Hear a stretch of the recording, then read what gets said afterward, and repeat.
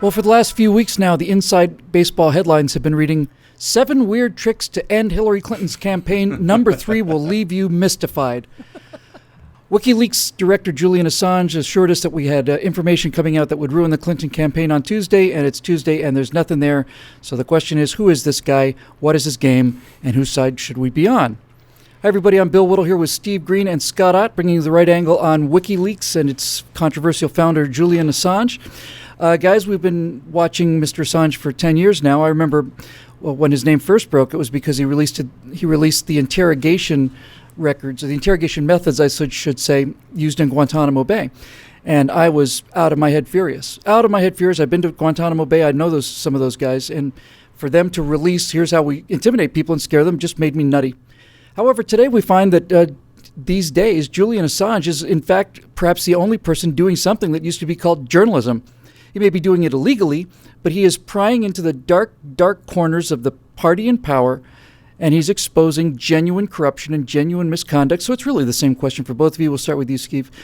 Is he a traitor or is he a hero? Or is he both? Well, okay. I don't market, I don't traffic in conspiracy theories, or at least not much. But here's what's been rumbling around my head since the fizzle on Tuesday morning.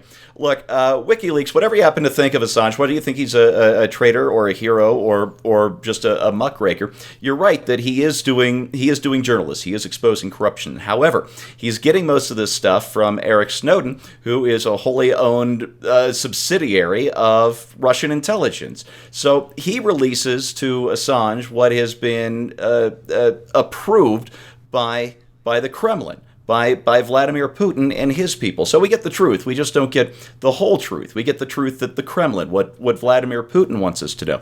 And you start to look at a setup like this that makes Trump and his supporters look bad because they hyped this thing all weekend, and makes Hillary Clinton look pretty darn good. Well, we know that starting about 10, 12 years ago or so, Trump got in pretty deep with Russian banks. And Hillary, as we know, is pretty chummy with the Russians, chummy enough, to sign over, 20% of our uranium production to Russian interests. So if you're Vladimir Putin, who do you want to be the next president of the United States? Do you want it to be Hillary Clinton, who's willing to do Hillary Clinton things that are good for your country? Or do you want it to be Donald Trump, who might be able to use the power of the presidency to skip out on $200 or $300 billion to Russian banks? This is what is occurring to me as I watch this fizzle, and I have to wonder if Vladimir Putin and his bully boys in the Kremlin aren't doing this to make Hillary Clinton look good. Well, that's, you want to talk about behind-the-scenes baseball here, guys. That idea of the double cross and the triple cross is... Oh, yeah. It's pretty hard to track, and I guess there's evidence for all of this stuff. But, Scotty, really, when it comes right down to it, I think there's no doubt in my mind that Snowden is a traitor. It's the only word for him. And it is undoubtedly true, as Steve said, that a lot of information that Assange is leaking, I think Assange can be fairly considered a traitor as well, were in fact from Snowden. But the question is never been... The question's never been, are these genuine? The question has been, should we be seeing them, and should we have seen them through these channels? So is this a case of the ends justifies the means, Scott, or is this something we never should have had eyes on?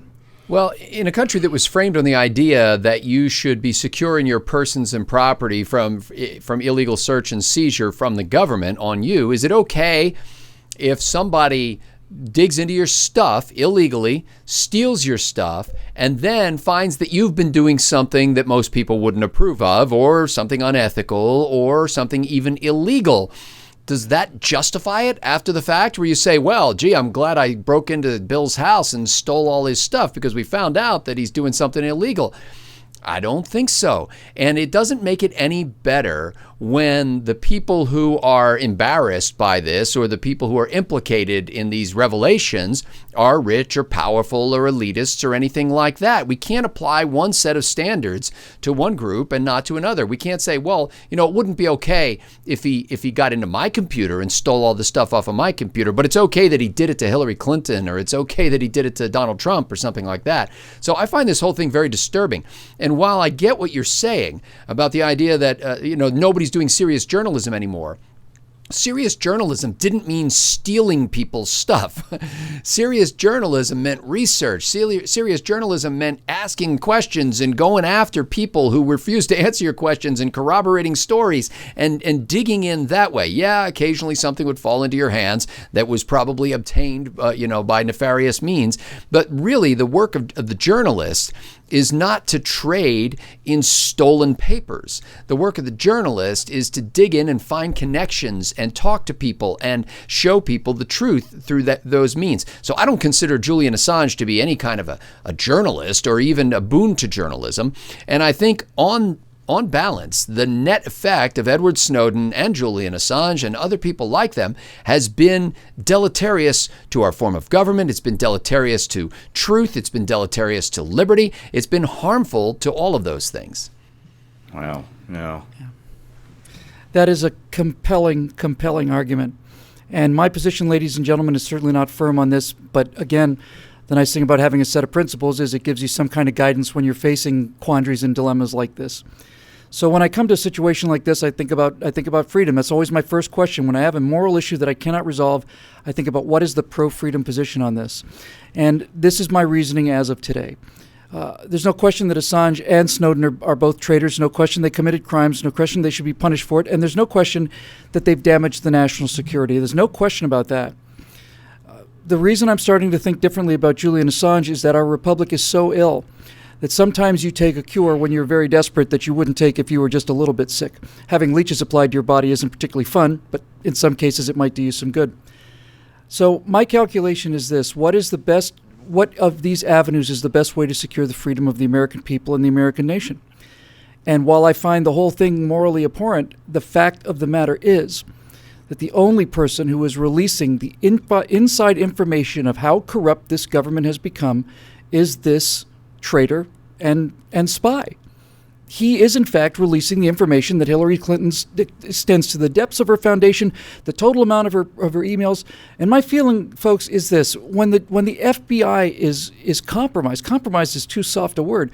When the FBI is basically a lapdog of the political interests of the party in power, and the Justice Department is, and the CIA is, and the NSA is, and the IRS is, when all of these people have been weaponized against the American conservative side of the table, you have to ask yourself if it's not time for some very serious medicine. I'm coming down on the side of the guy as being, he's not doing it for heroic reasons, but shining a light into the depths of the corruption in Washington is, I think, the last hope we have for this country. People have to know how bad things are. They have to know that Hillary Clinton has sold our security for money. That's what Benedict Arnold did. People have to know that the FBI director had ties to the Clinton Foundation. His brother is tax attorney for the Clinton Foundation. All of this stuff has to come from somewhere. And look, I would have rather had this done with the real press corps too, but when the press corps is no longer in the business of reporting news, but rather in the business of suppressing news, then we have to turn to witch doctor remedies and rubbing sage's brushes in front of us and dancing around in a circle under the moonlight. If that's what we have to do to cure this brain cancer, then we'll give it a try. You want to say something, Scott? Yeah, Bill, can I just throw something back at you that you've said before? Your whole what do they call it? Chemtrails argument, where you've basically made the case that so many people would have to be in on this idea that we're being poisoned by the chemical trails that come out of jets and stuff like that it's preposterous to suggest that could actually be happening. Aren't you doing the same thing by suggesting that everybody at the upper echelons and middle echelons, frankly, of government are all concealing the wickedness of Hillary Clinton, for example, and everybody's been bought out, including the director of the FBI, because we're convinced she's guilty as hell. Nobody's been able to bring a case against her. We must be right, and all of these other people have at least a conspiracy of silence. Hey, well, Scott, here's the thing. Let me jump in here real quick. Number one, a private citizen doesn't take an oath of office to protect and defend the Constitution, and a private citizen is not held to the standard that he can lose his job for high crimes and misdemeanors. So we've got that issue, but that aside, we have the fact. The fact is the information has already been stolen. We don't have to condone the theft. We don't have to appreciate or respect the thief. But now that this information is out, the American people and the world deserve to know what it is.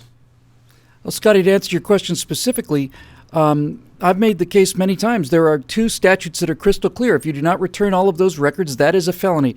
It doesn't say anything about intent. It says if you do not return all of your official records, that is a felony. And if you attempt to destroy them or cover up or hide them, that's a second felony. So there's no question she's guilty of 2 felonies. And there's a third felony pertaining to national security, which talks about gross negligence, which is the same thing as extreme carelessness. So there's 3 federal laws that she's broken and that are not up for discussion. Okay, that's not up for discussion.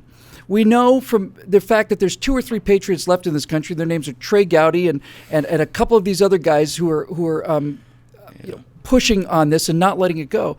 We know that the Justice Department was told not to prosecute Hillary Clinton, and one of the main reasons we find out now is that guess who was talking on this illegal email system, this illegal unsecure email system. Insecure is the person who set it up.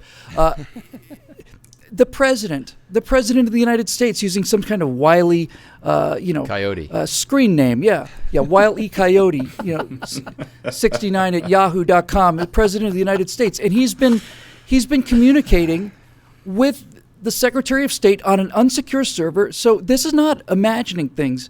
My standards of rigor as far as conspiracy theory goes have been maintained. There's actual evidence of all of this, and the evidence is coming from people like Julian Assange. I am at the point now where not only it's not a question of a democratic government, Scott. If felonies are committed at the highest level by people whose party is represented in Washington and in New York's press corps and in the Hollywood culture machine, and if that triangle of culture, information, and politics is saying that she's not going to pay the price for these felonies and for the biggest security lapse in the history of the country, by the way, I think what she's done is far worse and more damaging than Snowden. Then if we can't stop it, we're not going to be a country anymore. Let me just say, if anybody was offended by this episode in any way, you can send an email to chemtrails@snowden.com. Those go straight to my desktop. We talk about serious issues here on the show, and it's always good to have a difference of opinion. Yeah. I have never been this worried about the country. I've always felt that the Constitution would protect us from it was designed to protect us from these kind of things. And it was. But the problem is these people openly violate the Constitution and just dare you to do something about it. And because of the media and because of the culture, nobody says anything. Just when Obama delays a date, he says, we're going to implement this a few months later. That's a violation of constitutional law, Scotty. He's not allowed to change a law that's already been enacted. He'd have to go get that law repassed, right? So we just tolerate it. And things have gotten so bad now that I'm looking for help in, strange bedfellows and 2 ships passing in the night and all the rest of this nonsense. But if there's somebody supplying the evidence necessary to convict Hillary Clinton of major felony charges that will stick, and that's where the evidence is coming from, then I'll take it. Well, from what I understand, you'll find that strange bedfellow in Julian Assange. Well, no doubt. Yeah, you might. Don't worry, folks. 3 of us are going to hug this out after we're off the air. Oh, no, we're not angry. We're not angry. No, it's all good. Anyway, that's the right angle on Julian Assange. I'm Bill Whittle. I'll be here with Tony Katz and Steve Cruiser next week for the continuation of our right angle shows and all of this actual honesty, this actual honesty and courage talking about real issues is brought to you by the paying members of BillWhittle.com, to whom we are eternally grateful, and to whom we would like to add a large number of people. So if you want to keep things like this on the air, we certainly could appreciate your membership. Just go to BillWhittle.com and click on Become a Member. We'd be glad to have you as part of the cool kids on the block. Until next time, I'm Bill Whittle. Thanks for joining us. We'll see you soon.